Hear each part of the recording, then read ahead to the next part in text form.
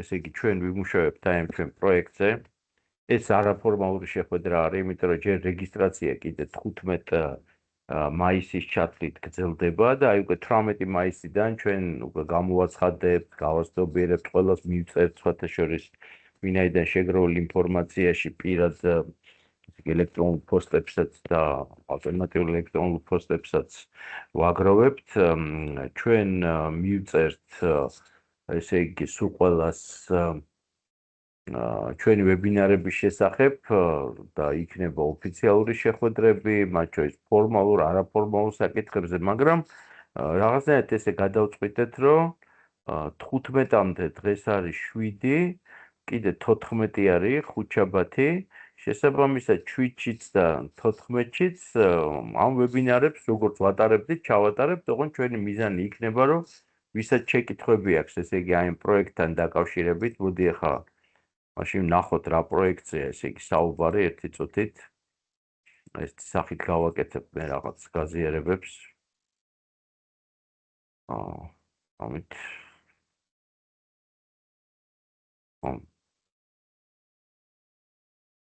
ჩემ დესკტოპს გავაზიარებ.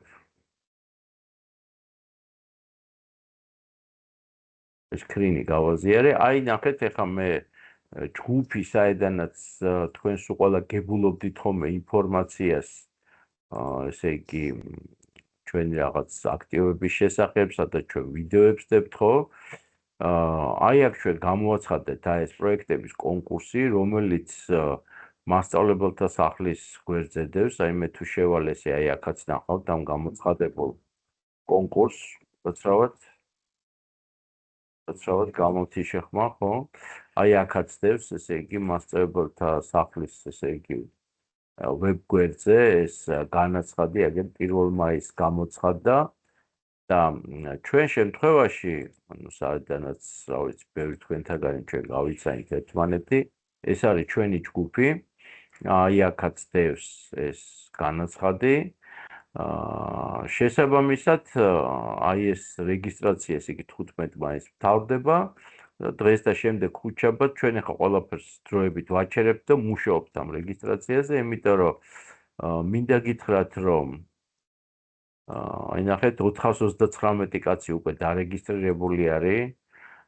აი მაგალითად თუ თქვენ შეხედავთ, აი ნახეთ დაწყებითი მასწავლებლებიც არიან, საშუალო და ესე იგი საბაზო საფეხურის მასწავლებლებიც არიან. თითქმის თანაბარი განაწილება არის.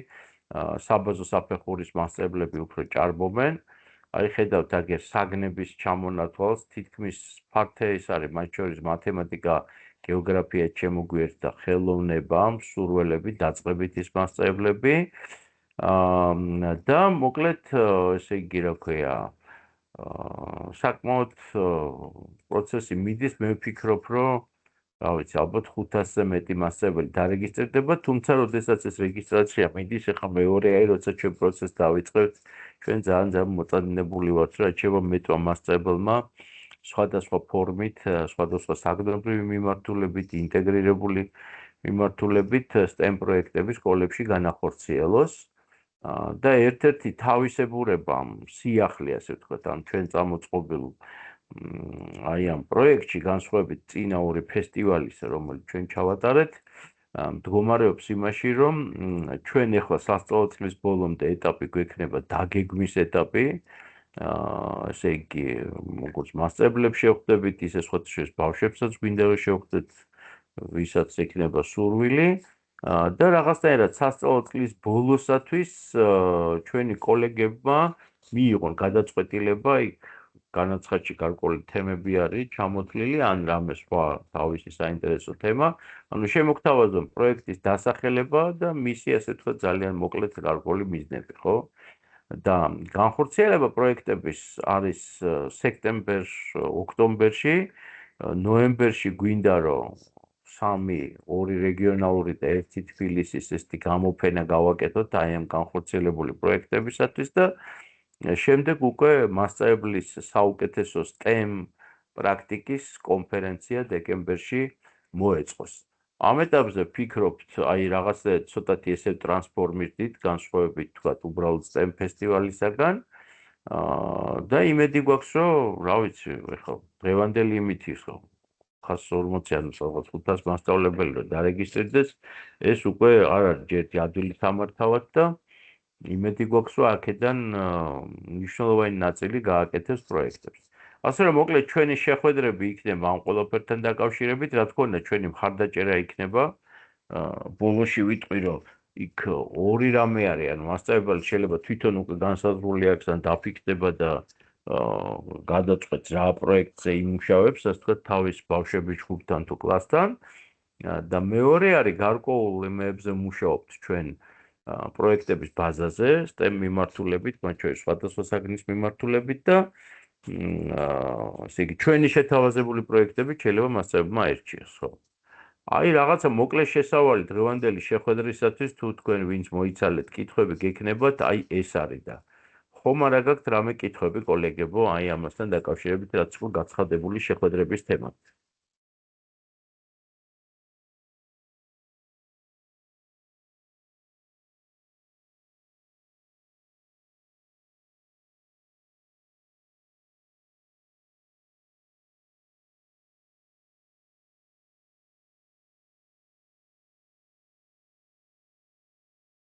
თუ სხვა რამას მოველოდით და მოულოდნელი თემა შემოგთავაზეთ სასაუბროდ.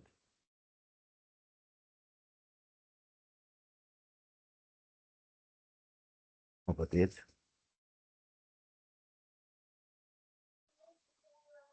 არა, ძალიან კარგია ბატონკას. შეიძლება რომ ავირჩიოთ თქვენს მიერ შემოთავაზებულიც და რა ვიცი, ჩემთვის ძალიან კარგია. ხო, ანუ პაკეტებს შევქეთ, იცით, ჩვენ ვფიქრობთ, რომ Teams-ის ჯგუფების შექმნას დავიწყებთ. პირველ რიგში საგნობრივი მიმართულებით. მაინც რო ვაკვირდებით, ხო, STEM-ზე საუბრის დროს, როცა რაღაცნაირად აი ერთად წხედან, მაგალითად, ქიმიის მასწავლებელი, ბიოლოგიის მასწავლებელი, ფიზიკის, მათემატიკის, ხო? რაღაცა უფრო ესეთი გასაგები ბრალებში რო თქვა საუბარი მიდის, ხო?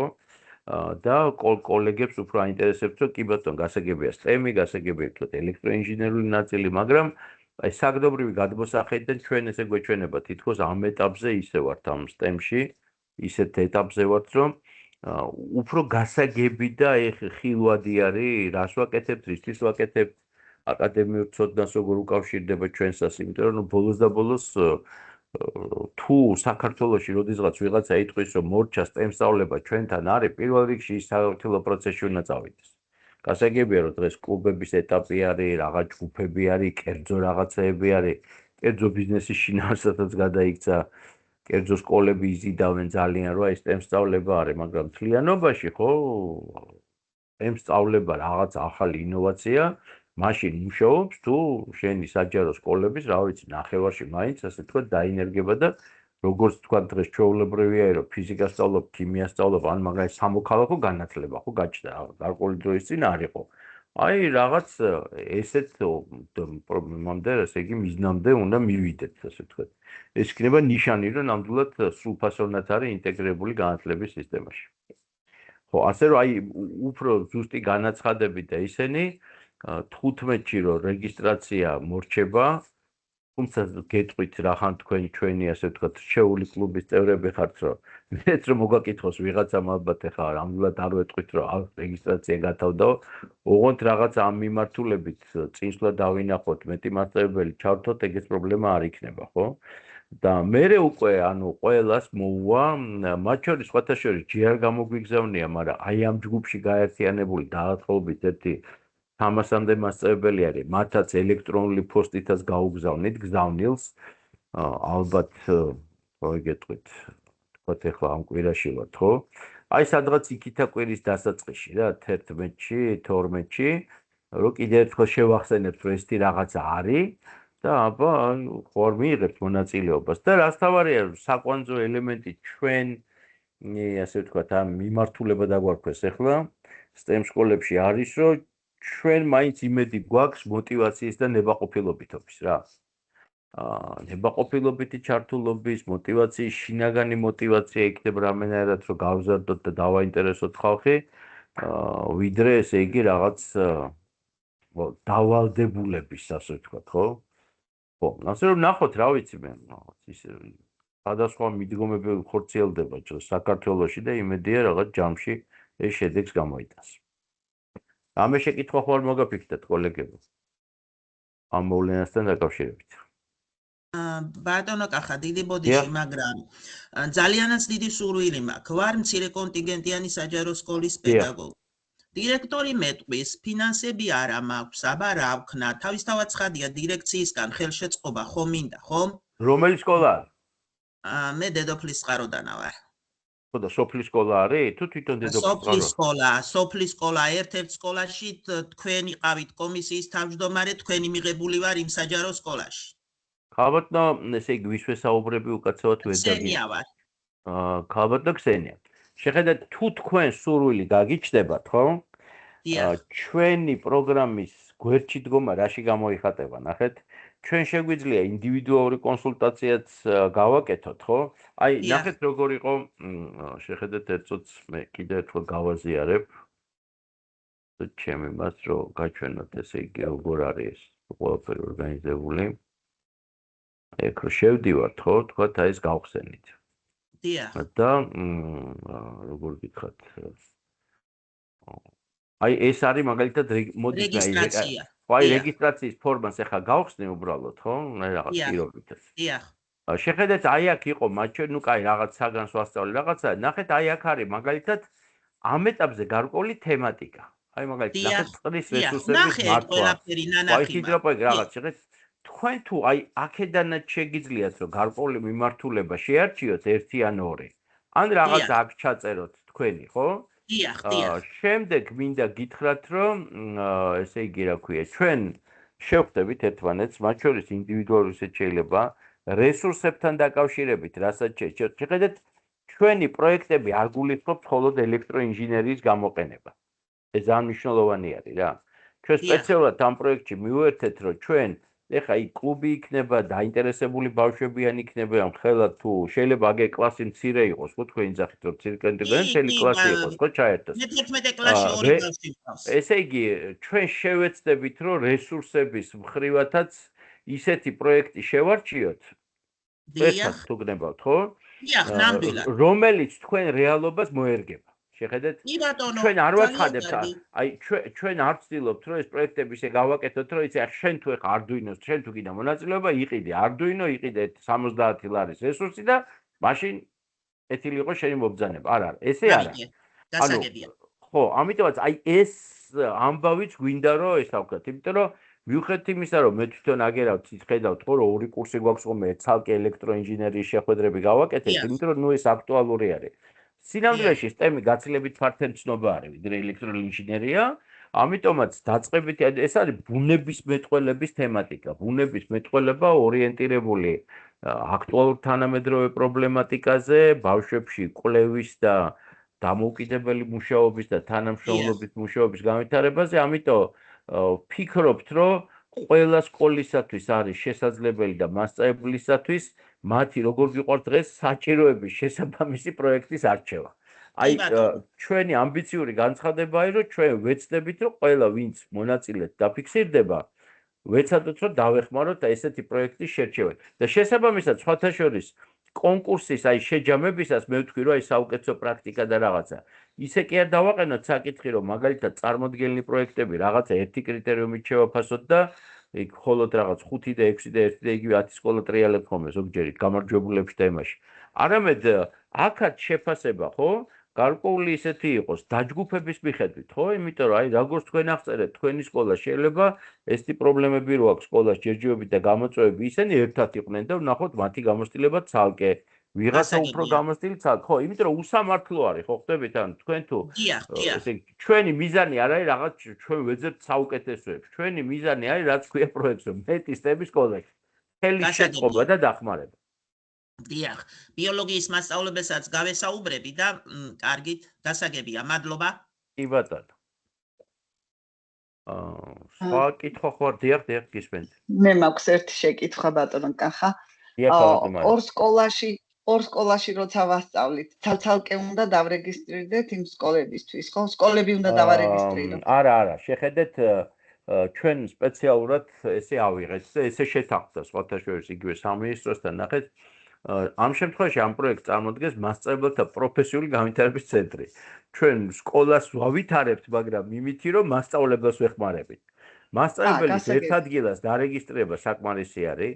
მერე ახლა ეს ბავშვები ერთი სკოლა იქნება, ორივე სკოლა იქნება, თუ შეიძლება დაინტერესებულნი ბავშვები, მაგალითად, თუ ახლოს არიან ერთმანეთთან ეს სკოლები, რაღაც საერთო ჯგუფი შექმნან, ეგ უკვე მეორე ეტაპი არის, ასე ვთქვათ, როგორ და რანაირად და რეგისტრაცია ერთი უბრალოდ სახელი გვარი მიმართულება იქ იქნება მითითებული, რომ თუნდაც რომ თქვენ შეიძლება ორ სკოლაში მუშაობთ და ეს სუფთა ინფორმაციისათვის და საჭიროებების ანალიზისათვის დაგჭირდება ეს ყველაფერი. ასე რომ ერთი სკოლა საკმარისია.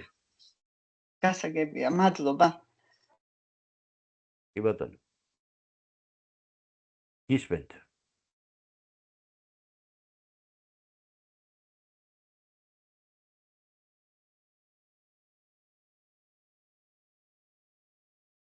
რაღაცა ხანგრძლივობის პაუზის შემდეგ თუ აღარ იქნება კითხვები, მაშინ დავიმშვიდებით ერთმანეთს. და შევხვდებით კიდე შემდეგ იმაზე, დიახ.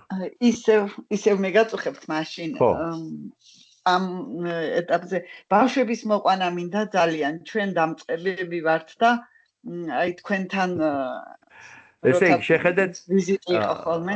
ხო, ბავშვების მოყვანის ესე იგი ეს ვიზიტი გრძელდება, ოღონდ ახლა ნახეთ 26 მაისისათვის ვემზადებით, იმიტომ რომ ჩვენი პროგრამა მივლინებული არის 26 მაისს საერთოდ ეს ფესტივალები, სხვადასხვა სახელმწიფო ინსტიტუციების კეთება და განათლების სისტემას მოკლედ ამჯერად ერგო წარმოადგინოს და ბავშვები აზეიმოს ოზურგეთის რაიონში, ანუ ოზურგეთში. შესაბამისად, აი 26 მაისი ალბათ იქ ერთი ამბავი იქნება, 27 მაისის შემდეგ თუ თქვენ გაწყობთ მომწერეთ პირადში და შევთანხმდეთ დროზე. ეხლა ცოტა ხანი ვჩერდებით აი ამ 27 მაისის ჩათვლით. და მერე ისევ გავაგრძელებთ, კი, აუცილებლად. კი ბატონო. ძალიან საინტერესო ისა გვაქვს. ის კი არა, მინდა გითხრათ, რომ აი ამ შეხვედრებზე რომ საუბრობთ, ხო, ეხლა ისე ვიძახი ამას, იმიტომაც დავაწერო პირველი არაფორმალური შეხვედრა. ხო, ვიღაც შეიძლება არც არის ამ ჯგუფში გაერთიანებული, ვინც რეგისტრირებული არის ცალკე. როდესაც ჩვენ ამ ვებინარებს დავგეგმავთ, ჩვენ გვინდა იქ ესეთ შეთავაზებაც გავაკეთოთ, რომ რაღაცა კონკრეტულ პროექტების განხილვას და რაღაცაზე თუ წავა, რომ იქ ესე იგი რა ქვია, ბავშვებსაც დაუძახოთ. იმიტომ რომ თუ ჩვენ, ნახეთ, თუ ჩვენ გავიხსენებთ პროექტებზე მუშაობის მეთოდოლოგიას, ერთ-ერთი მნიშვნელოვანი ეტაპი არის, რომ ბავშვებთან ერთად ჩვენ მასწავლებელი ვცდილობთ გავიაზროთ ის იდეა, ხო? ის ჰიპოთეზა, რის გარშემო შეგვიძლია გვინდა ვიმუშაოთ და დავგეგმოთ ერთად, წარმოვიდგინოთ, ხო? აი რას გავაკეთებთ მომავალში.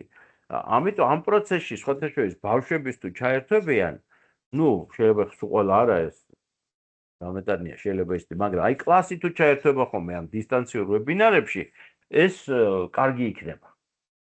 და ის იმ შეხვედრებს ხომ მით უმეტეს გავაგრძელებთ ახლა ვინმე თუ გამოთქვას სულ ლაბორატორიაში ჩვენთან მოვიდეს ისეც როგორც ახლა თქვენ გითხარით მომწერეთ მე პირადში და მიმოწერით შევჯერდეთ და მე შემიძლია წინასწარ მოვნიშნო იმიტომ რომ აი დღეს მაგალითად მე როგორც მახსოვს 28 რიცხვისთვის უკვე ერთ-ერთი სკოლა თანიშნულია და აი ესე ვაკეთებთ ხოლმე რომ არ დაემთხვას რა მოკლედ სანამ სკოლა იმუშავებს მანამდე ჩვენ სულ მივიღებთ ამ ბავშვებს. და მასწავლებელს პირველ რიგში თავის ბავშვებიან. დიდი მადლობა. ბატონო კახა, დიდი ბოდიში, სკოლა უნდა დავარეგისტრირო თუ კონკრეტულად მასწავლებლები დავრეგისტრირდეთ?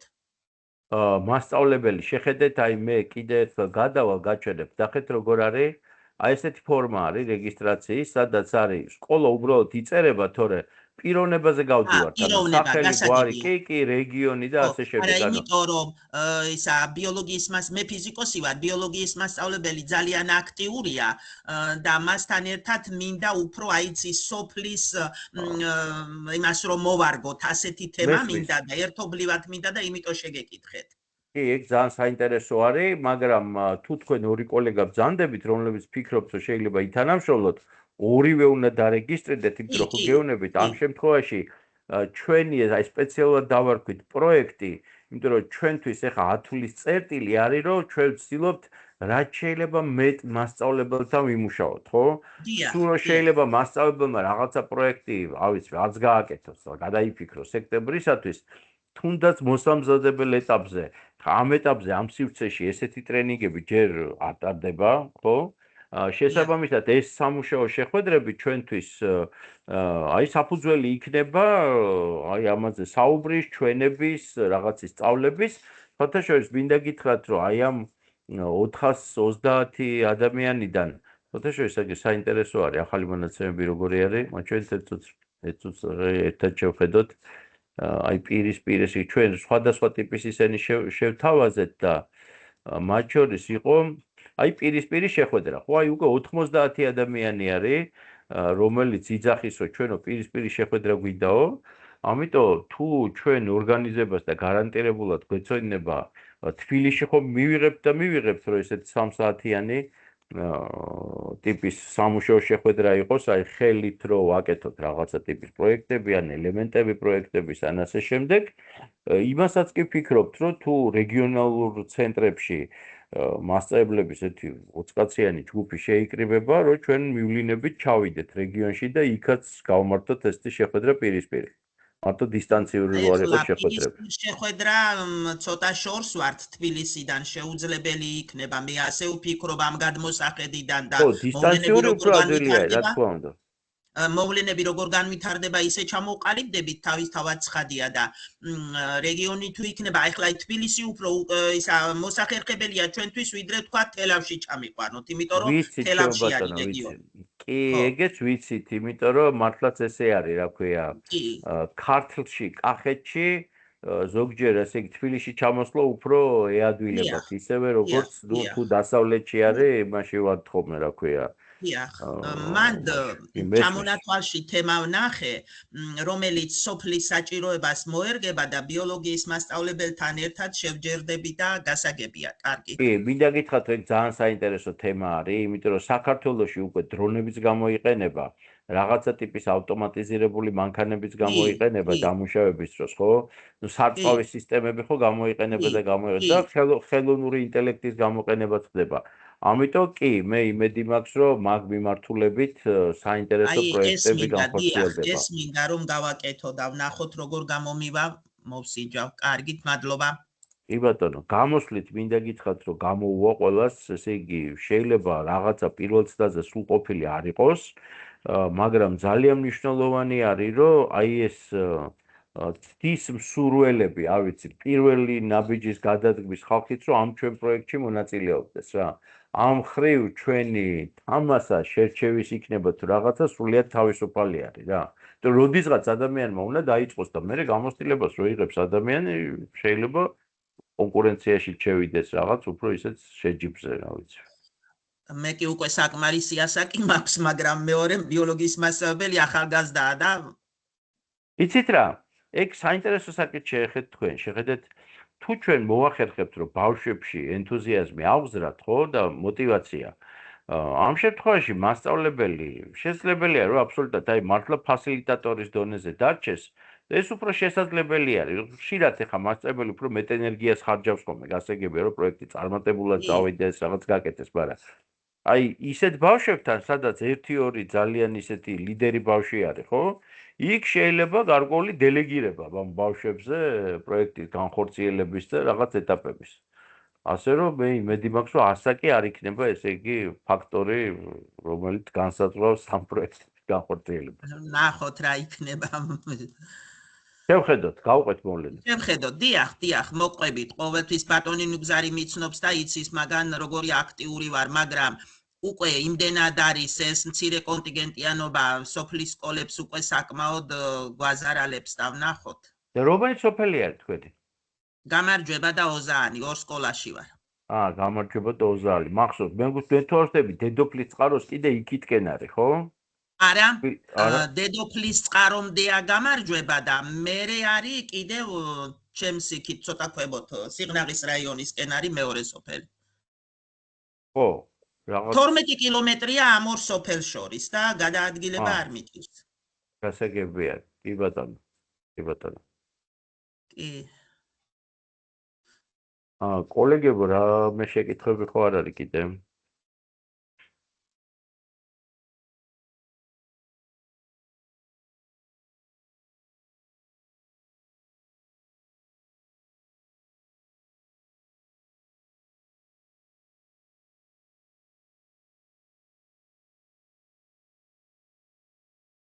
თუ შეკითხვები არ არის, მაშინ ჩვენ შეგვიძლია რომ ეს საინფორმაციო შეხვედრა დავასრულოთ. მაშინ კოლეგებო, კი ბატონო, ვისაც შეკითხვა არ აქვს, შეგვიძლია ნელ-ნელა დავტოვოთ შეხვედრა და ჩემთვის ეს ნიშანიც იქნება, რომ დიახ, კი ბატონო, მადლობა თქვენ რომ მოიცალეთ, შემოხვედით და გაავრცელებთ ამ ინფორმაციებს, მადლობელი დავრჩებით. ჩვენ ვინც არ ახართ დარეგისტრირებული, მე უწევ რეკომენდაციას კი, არ წააგებთ პირველი ეტაპი განსაკუთრებით კომფორტულ რეჟიმში ჩაივლის აი ამ სასწავლო წლის ბოლომდე. ჩვენ დავრეგისტრირდით. მომავალ ხუთშაბათს შემოვიდეთ თუ აი 15-ის მერე უკვე რომ დაგვიგზავნით. იცით რა არის? მე ვფიქრობ, რომ ვინც ეს ინფორმაცია ახლა მოისმინეთ, მომავალ ხუთშაბათს შეგიძლიათ არ შემოხვიდეთ და რაც თავარია, შეხედეთ იქაც იგივე პრინციპით ვიქნებით. ჩვენ ყოველთვის დავტოვებთ ვიდეოებს იმ ჯგუფებში. აი როგორც კი თქვენ თუ დარეგისტრირებული ბრძანდებით, მოგივათ, მოწვევათ Teams-ის ჯგუფზე, ხო? ცოტა ხანი უკვე იმ ჯგუფზე გადაერთვებით. მიხვდით? გასაგებია. ხო, ასევე ეს იქნება აი პირველი ინდიკატორი, ხა ეს კაი კითხვა იყო. თქვენ ყველას მოგივათ მოწვევა რომელიღაცა თქვენ საგნობრივ ჯგუფზე, ხო? შესაბამისად თქვენ უკვე შეძლებთ რომ გადაერთოთ იმ იმაზე და თან ჩვენ ისე დავიწყებთ რაღაცა წინასწარ გარკვეულ ჯგუფების შედგენას და იმას რომ ესე იგი 18-ში ხან თლათ შაბათ-კვირას ალბათ ვერ შეიძლება 15 რეგისტრაცია დავთავდება 15-ში ну აი 18-ში 19-ში უკვე ეს მოვა და შევესწრებით რომ მანამდეც ვინც უკვე დარეგისტრირებული არის ჯგუფებში გადანაწილება წინ წავიგდოთ საქმე და დავიწყოთ ასე რომ შემდეგი შეხვედრისათვის თუ არ მოგივიდათ შემოიხედეთ ამ სივრცეში ჩვენ წინასწარ სხვათა შორის დავწერთ რის შესახებ იქნება აი ხა ცოტა უცნაური სახელი იყო რომ ეს იყო არაფორმალური შეხვედრა ამის შესახებ მაგრამ ეხლა უფრო და უფრო მეტი კონკრეტიკა მოდის ასე რომ თქვენ თვითონ გადაწყვეტთ თუ არა და აი ვიდეო ყოველთვის იდება და შეგიძლიათ რომ ნახოთ რა მოხდა ამ შეხვედრაზე თუნდაც გადახოვებით გასაგებია კარგით კარგად ნახვამდის კარგით ძალიან მომეწონა ბატონო კახა ერთი სკოლიდან რომ რამდენიმე მოსწავლეებს შეუძლია დარეგისტრირება და აუცილებლად დარეგისტრირდებიან კოლეგები. მადლობა, დაინტერესებულები არიან, დიახ. ჩვენ ამის იმედი გვაქვს. კარგით, მაშინ მე შევაჩერებ ჩაწერას.